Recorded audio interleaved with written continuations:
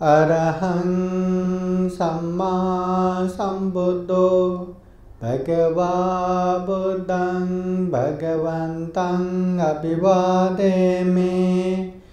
स्वाक्षातो भगवता धम्मो धम्मं नमस्सामि। सुपतिपन्नो भगवतो सावकसंघो संघं नमामि। बुद्ध धम्म संघ को वंदना करते हुए आज का ये धम्म देशना कार्यक्रम प्रारंभ करते हैं। आप लोग देख रहे हैं बुद्धास टीचिंग चैनल और हम यहाँ महाकारुणिक तथागत बुद्ध और उनके शिक्षाओं के विषय में बातें करते हैं। विशेषतः बौद्ध विनय में खूब महत्वपूर्ण ये वर्षावास नेम है जो आषाढ़ पूर्णिमा से आश्विन पूर्णिमा 3 महीना तक ये चलता है। तो इसी वर्षावास के विशेष उपलक्ष्य में हम बुद्धास टीचिंग चैनल द्वारा हर दिन तथागत बुद्ध के किसी न किसी एक विषय को लेके धम्म देशना संचालन करते आए हैं। और इन दिनों हम ये तथागत बुद्ध द्वारा देशित गृहस्थ कर्तव्य के विषय में धम्म देशना करते आए हैं। आइए आज का धम्म देशना शुरू करते हैं। समन्ता चक्रवालेषु अत्र गच्छन्तु देवता सदामं मुनिराजस शृण्वन्तु सद्गमोखदं धम्मश्रवणकालो हयं भदन्ता धम्मश्रवणकालो हयं भदन्ता धम्मश्रवणकालो हयं भदन्ता। नमो तस्स भगवतो अरहतो सम्मा सम्बुद्दस्स। नमो तस्स भगवतो अरहतो सम्मा सम्बुद्दस्स। नमो तस्स भगवतो अरहतो सम्मा सम्बुद्दस्स। सर्वप्रथम महाकारुणिक तथागत भगवान बुद्ध को त्रिबार वंदना। महाकारुणिक तथागत बुद्ध द्वारा देशित सुआख्यात धम्म को त्रिबार वंदना। महाकारुणिक तथागत बुद्ध के आर्य श्रावक संघ को त्रिबार वंदना। परम पूजनीय डॉक्टर बाबा साहब अम्बेडकर और आज के कार्यक्रम में उपस्थित संपूर्ण श्रद्धा संपन्न बुद्धि संपन्न उपासक उपासिकाएं, आज हम विशेषतः धम्म देशना अंतर्गत ये जो सिंगाल गृह पतिपुत्र का धम्म स्वीकार इस विषय में बातें करने वाले हैं। महाकारुणिक तथागत बुद्ध राजगृह के वेणुवन विहार में रहते समय ये मगध के राजधानी राजगृह में एक परिवार रहता था। परिवार में जो माता पिता है दोनों तथागत बुद्ध के उपदेश सुन के श्रोता प्रतिफल में पहुंच चुके हैं और उन लोगों के एकलौते पुत्र, मगर पुत्र जवान है तो वो कभी बुद्ध के पास नहीं जाते, न बिहार जाते, न धम्म देशना सुनते, न दान देते, न शील पालन करते, कुछ भी नहीं करते। तो उनके माता पिता हमेशा अपने पुत्र को निरंतर तथागत बुद्ध के पास जाओ, तथागत बुद्ध के पास नहीं जाना तो उनके आर्य श्रावक संघ के पास जाओ, या सारिपुत्र मोदगलयन के पास जाओ, या महाकाश्य पंथ के पास जाओ, धम्म देशना सुनो, धम्म के पालन करो, बार बार अपने पुत्र को कहता रहा। मगर पुत्र न बुद्ध के पास जाते, न आर्य श्रावक संघ के पास जाते, न धम्म देशना सुनते, न धम्म के पालन करते। वो जवान है, वहाँ गया तो एकदम सिकुड़ के पैरों में बैठा रहना पड़ता है, तो उसको अच्छा नहीं लगता, तो वो कभी गया ही नहीं। मगर अंतिम समय में उसके माता पिता अपने पुत्र को एक वचन लेते हैं कि हमारे बाद हर दिन राजगृह नजदीक के नदी में जाके 3 बार डुबकी लगाना है और 6 दिशाओं में नमस्कार करना है, ऐसा कहते हैं। तो उसके पुत्र भी मानते हैं, क्योंकि बिहार जाने की जरूरत नहीं, बुद्ध के पास जाने की जरूरत नहीं, धम्म देशना सुनने की जरूरत नहीं, सील पालन करने की जरूरत नहीं, कुछ भी जरूरत नहीं।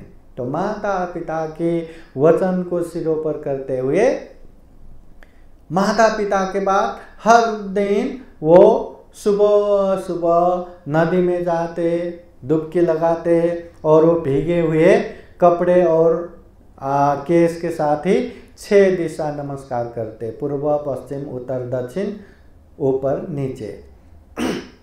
तो उनके माता पिता ने भी बहुत सोच समझ के ही अपने पुत्र को ये बातें कहे थे। उन लोगों को लगा कि मेरे पुत्र ऐसा करते रहेंगे तो कहीं न कहीं कभी न कभी तथागत बुद्ध के ध्यान में, तथागत बुद्ध के नज़र में मेरे पुत्र आ ही जाएंगे। जब तथागत बुद्ध के उपदेश सुनेंगे तब मेरे पुत्र को ज्ञान प्राप्त होगा, मेरे पुत्र को धम्म का अवबोध होगा, ऐसा सोच के वो करने के लिए बताते। अभी उसके पुत्र भी माता पिता की मृत्यु के बाद हर दिन राजगृह से सुबह सुबह उठ के नदी में जाते, डुबकी लगाते और 6 दिशा नमस्कार करते। एक दिन महाकारुणिक तथागत बुद्ध के महाकरुणा समापति ध्यान में ये सिंगाल गृहपति पुत्र आ गया। तो तथागत बुद्ध सवेरे सवेरे वहाँ पहुँचते हैं। वहाँ पहुँच के 6 दिशा नमस्कार करते हुए सिंगाल गृहपति पुत्र से पूछते हैं, ये तुम क्या कर रहे हो? कहते हैं, मैं 6 दिशा नमस्कार कर रहा हूँ। ये क्यों कर रहे हो? तो कहते हैं, मरते समय मेरे माता पिता ने कहे थे, वही वचन को धारण करते हुए मैं हर दिन ये काम कर रहा हूँ। तथागत बुद्ध पूछते हैं, ये 6 दिशा नमस्कार का मतलब जानते हो? तो मतलब भी होता है क्या? फिर वो सिंगाल गृहपति पुत्र कहते हैं, इसका अर्थ तो मैं नहीं जानता, इसका मतलब तो मैं नहीं जानता। अच्छा होता कि अगर आप मुझे बताए। फिर तथागत बुद्ध अच्छे से सुनो कहते हुए सिंगाल गृहपति पुत्र को तथागत बुद्ध समझाते हैं कि आर्य धम्म विनय में जो 6 दिशा नमस्कार करना चाहते हैं, सबसे पहले उन लोगों को 14 प्रकार के अकुशल को छोड़ना रहता है। वो 14 प्रकार के अकुशल क्या है? 4 प्रकार के कर्म क्लेश, 4 प्रकार के पाप कर्म और 6 प्रकार के संपत्ति विनाश के कारण। 4 4 6 14 प्रकार के अकुशल को छोड़ना चाहिए। फिर तथागत बुद्ध कहते हैं, जो मित्र रूपी अमित्र है या मित्र के रूप में जो शत्रु रहता है, ऐसे मित्र रूपी अमित्र को भी दूर से ही छोड़ना चाहिए। और जो सही मित्र है, वास्तविक मित्र है, उन लोगों को प्रत्युप्रस्थान सेवा करते हुए साथ में रखना चाहिए। उसके बाद तथागत बुद्ध ये 6 दिशा नमस्कार करना चाहिए। ये 6 दिशा नमस्कार करने का भी अपना अपना ही अर्थ है। हाँ, केवल दिशा बोले तो पूर्व दिशा, पश्चिम दिशा, उत्तर दिशा, दक्षिण दिशा, ऊपर की दिशा, नीचे की दिशा, ऐसा 6 दिशाओं को ये हाथ जोड़ के नमस्कार करना ही, ये 6 दिशा नमस्कार करना नहीं है। अर्थ को समझते हुए क्यों नमस्कार करना, ये नमस्कार करना किसको है और क्यों है, ये समझ के नमस्कार करना चाहिए, तथागत बुद्ध समझाते हैं। मूल पाली त्रिपिटक के सुत पिटक अंतर्गत दीघ निकाय ग्रंथ के सिंगाल सुत में तथागत बुद्ध ये सिंगाल गृहपति पुत्र को समझाते हुए गाथा द्वारा कहते हैं। तथागत बुद्ध क्या कहते हैं?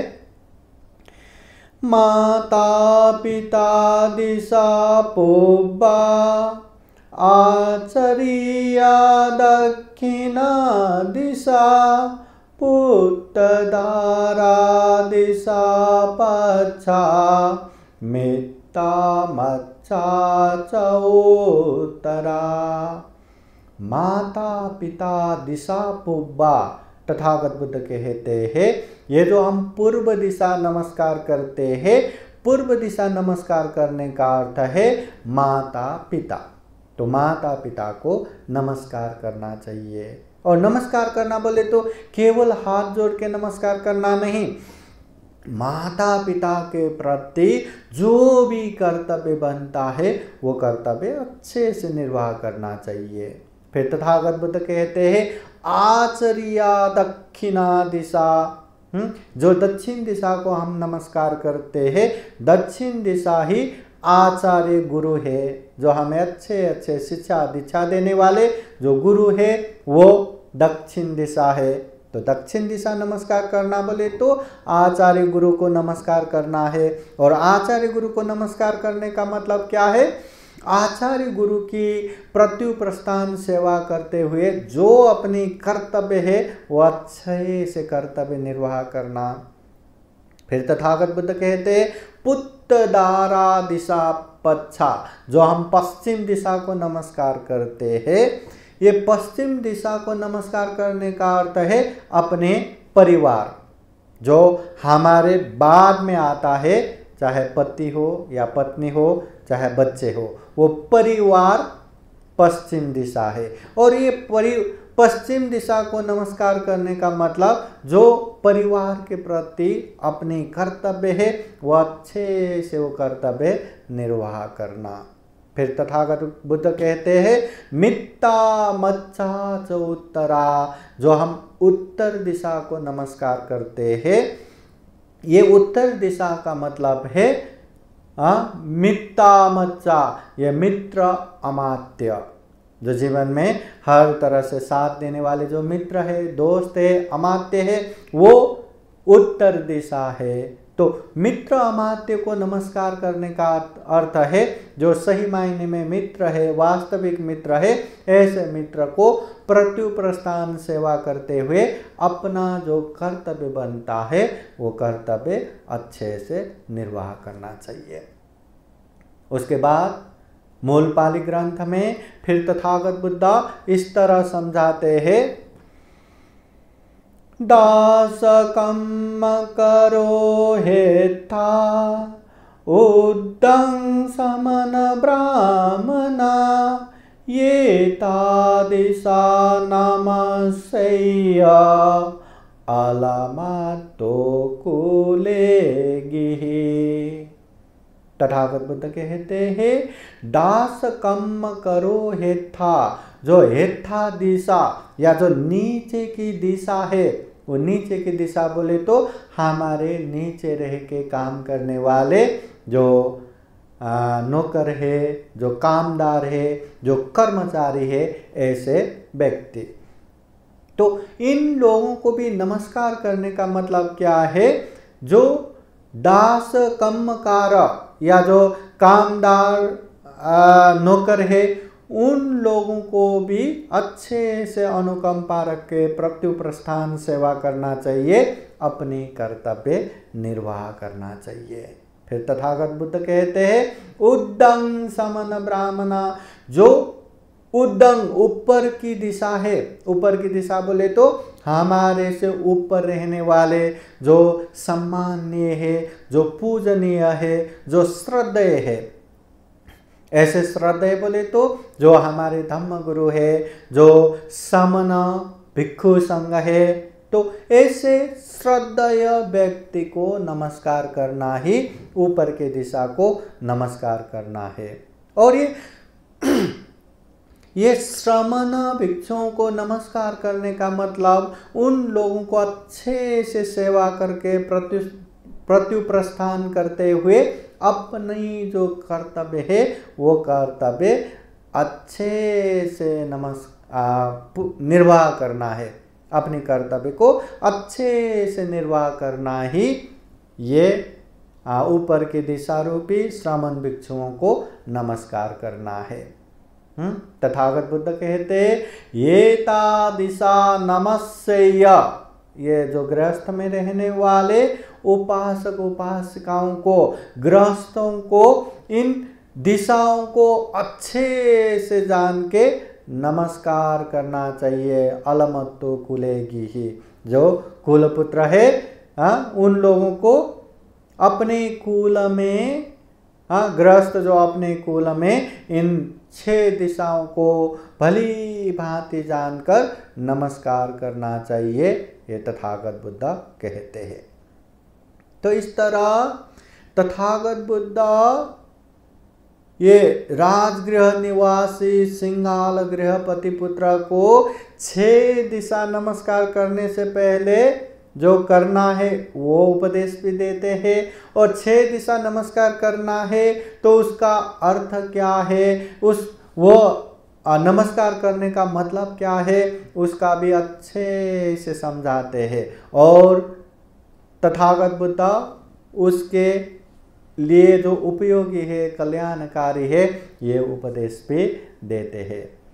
उस समय महाकारुणिक तथागत बुद्ध के उपदेश सुन के सिंगाल गृहपति पुत्र प्रसन्न होता है कि ऐसी बातें उसने जिंदगी में कभी सुना ही नहीं, कि जो सुबह सुबह उठ के 6 दिशा नमस्कार कर रहे, वो भी पानी में डुबकी लगा के भीगे वस्त्र और भीगे केस से जो 6 दिशा नमस्कार कर रहे, वो 6 दिशा नमस्कार करने का अर्थ क्या है, वो किसको नमस्कार करना है, और नमस्कार करना भी किस तरह से कर्तव्य निर्वाह करना है, ऐसी पूरी बातें तथागत बुद्ध से जान के सिंगाल गृहपति पुत्र खूब प्रसन्न होता है, खूब हर्ष प्रकट करता है, और तथागत बुद्ध के सामने हर्ष उद्गार सहित तथागत बुद्ध के शरण में जाते हैं,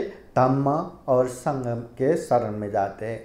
मूल पाली ग्रंथ में ये सिंगाल सुत में ये जो सिंगाल गृहपति पुत्र तथागत बुद्ध के पास जाके इस तरह से हर्ष उद्गार व्यक्त करते हैं। वो कहते हैं आश्चर्य है भंते, अद्भुत है भंते, जैसे औंधे को सीधा कर दे, धके को उगाड़ दे, भूले को रास्ता बतला दे, अंधकार में तेल का प्रदीप रख दे, जिसमें आँख वाले रूप को देखे। ऐसे ही आप गौतम ने अनेक प्रकार से, अनेक प्रयास से धम्म को प्रकाशित किया। यहाँ मैं आप गौतम की शरण आता हूँ, धम्म और भिक्षु संघ की भी। भंते, आज से आप मुझे मेरे जीवन पर्यंत शरणागत उपासक के रूप में स्वीकार करें। ये सिंगाल गृहपति पुत्र तथागत बुद्ध के सामने आके एकदम श्रद्धा भाव से हर्ष उद्गार प्रकट करते हुए ये बातें कहते हैं। जिस तरह ये औंधे को सीधा कर दे, धक्के को उगाड़ दे, भूले को रास्ता बतला दे, जो रास्ता भटक रहा है उसको रास्ता बतला दे, अंधकार है उसमें तेल का प्रदीप जला दे, वो तेल का ये प्रदीप जलाने से वहाँ अंधकार में प्रकाश उत्पन्न होता है, वो प्रकाश की वजह से वहाँ क्या है क्या नहीं है स्पष्ट दिखता है। वैसे ही तथागत बुद्ध ने सिंगाल गृहपति पुत्र को खूब अच्छे से धम्म की बातें, 6 दिशा नमस्कार करने की बातें अच्छे से बताया। तो वो बातों से बहुत ही प्रसन्न होके सिंगाल गृहपति पुत्र तथागत बुद्ध के शरण में जाते हैं, धम्म और संघ के भी शरण में जाते हैं। वो भी एक क्षणिक के लिए नहीं, जीवन पर्यंत बुद्ध धम्म संघ के शरण में जाते हैं। अभी बुद्ध धम्म संघ के शरण में जाने के बाद निश्चित रूप से अभी सिंगाल गृहपति पुत्र बुद्ध के पास जाएगा, तथागत बुद्ध के आर्य श्रावक संघ के पास जाएगा, सारिपुत्र मौडगल्यान जैसे अग्र श्रावक के पास जाएगा, महाकाश्यप भंते के पास जाएगा, धम्म देशना सुनेगा, धम्म के अभ्यास करेगा, वो जीवन में दान देगा, शील पालन करेगा, ध्यान साधना करेगा। ये उसके लिए बहुत ही उत्तम है, बहुत ही कल्याणकारी है। इस तरह महाकारुणिक तथागत बुद्ध के उपदेश सुन के सिंगाल गृहपति पुत्र पूर्णतः श्रद्धावान उपासक बनते हैं। और तथागत बुद्ध ने यही सिंगाल गृहपति पुत्र को ये 6 दिशा नमस्कार करने का मतलब किस व्यक्ति को नमस्कार करना है और वो व्यक्ति को नमस्कार करना है तो उसके प्रति कौन सा किस तरह से कर्तव्य निर्वाह करना है वो स्पष्ट बताते हैं। और इसीलिए भी बौद्ध जगत में ये सिंगाल गृहपति पुत्र को ये बताया हुआ उपदेश सिंगाल सुत्त एक गृहस्थ विनय या गृही विनय के रूप में, गृहस्थ कर्तव्य के रूप में बौद्ध जगत में आते हैं। मतलब अपने स्थान में रह के अगर हम अभिभावक है, माता पिता है तो बच्चों के प्रति अच्छे से कर्तव्य निर्वाह करना है। अगर माता पिता है तो माता पिता के प्रति अच्छे से कर्तव्य निर्वाह करना है। अगर हमारी कोई मित्र है, मित्र के प्रति अच्छे से कर्तव्य निर्वाह करना है। अगर कोई गुरु शिष्य है तो गुरु के प्रति अच्छे से कर्तव्य निर्वाह करना है। गुरु है तो शिष्य के प्रति अच्छे से कर्तव्य निर्वाह करना है। हाँ, ये श्रमण भिक्षु है तो उनके प्रति अच्छे से कर्तव्य निर्वाह करना है। नौकर चाकर है तो उनके प्रति अच्छे से कर्तव्य निर्वाह करना है। मालिक है तो मालिक के प्रति अच्छे से कर्तव्य निर्वाह करना है। समाज में रहते बैठते समय वो गृहस्थ उपासक उपासिकाएं जो जहाँ जैसा है उस तरह से अपनी अपनी कर्तव्य निर्वाह करना चाहिए। और इस कर्तव्य के विषय में ये तथागत बुद्ध के उपदेश सिंगाल सुत्त में स्पष्ट आते हैं। तो इसको ही हम गृहस्थ कर्तव्य के रूप में लेते हैं, गृही विनय के रूप में लेते हैं। गृहस्थ में रहने वाले उपासक उपासिकाओं का जो कर्तव्य है वो कर्तव्य के रूप में लेते हैं। तो हमें भी जो जहाँ जैसा है अपनी अपनी कर्तव्य खूब अच्छे से पालन करना चाहिए। अच्छे से कर्तव्य पालन करेंगे तो वो जगह में रह के खूब सुख शांति पूर्वक जीवन जी पाएंगे, खुशहाली माहौल में जीवन यापन कर पाएंगे। अगर अपनी कर्तव्य पालन नहीं करेंगे तो दूसरे अपने भी हमें पसंद नहीं करेगा, अपने भी हमें घृणा करने लगेगा।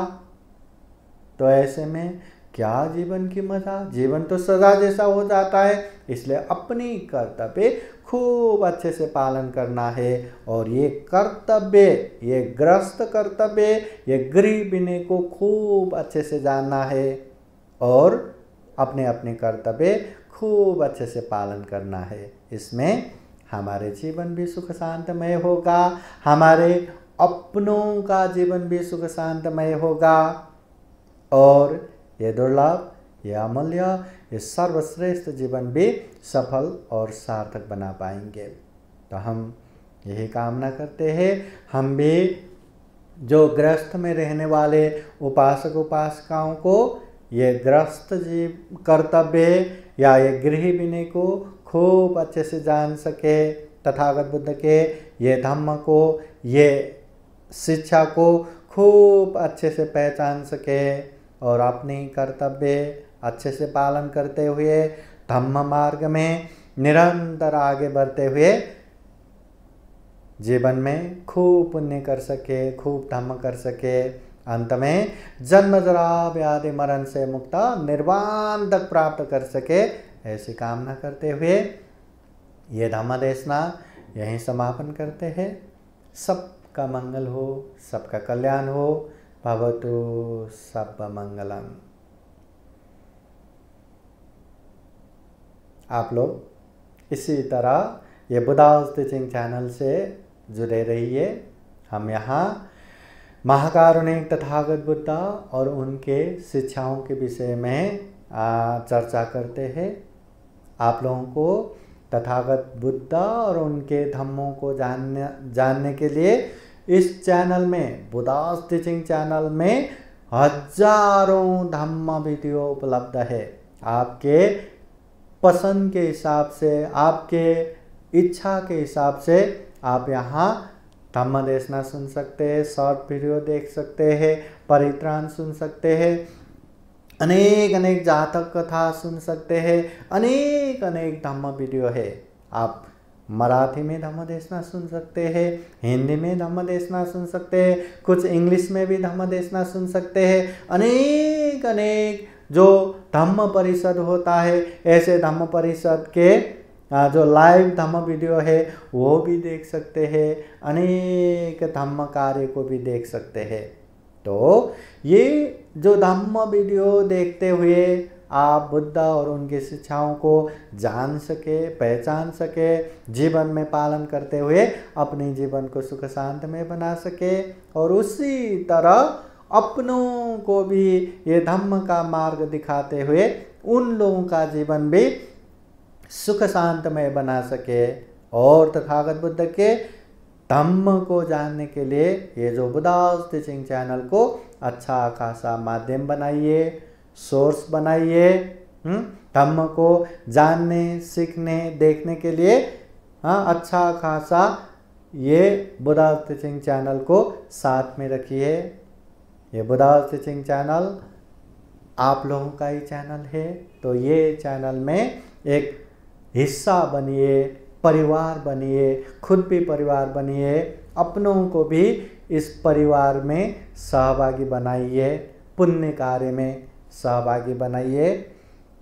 आइए हम सब मिलके महाकारुणिक तथागत बुद्ध के मानव हित कल्याणकारी धम्म को घर घर पहुँचाए, घर घर पहुँचाए।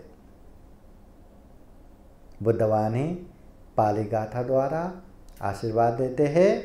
बुद्ध धम्म संघ के अनुभव से आप सभी के जीवन में खूब खूब सुख हो, शांति हो, मंगल हो, कल्याण हो। सभीतियो विवजन्तु सब रोगो विनाशतो माते भवतु अन्तरायो सुखी दीर्घायुको भव। भवतु सर्वमङ्गलं रक्षन्तु सर्वदेवता सर्वबुद्धानुभावेन सदा सोऽते भवन्तु ते। भवतु सर्वमङ्गलं रक्षन्तु सर्वदेवता सर्वधर्मानुभावेन सदा सोऽते भवन्तु ते।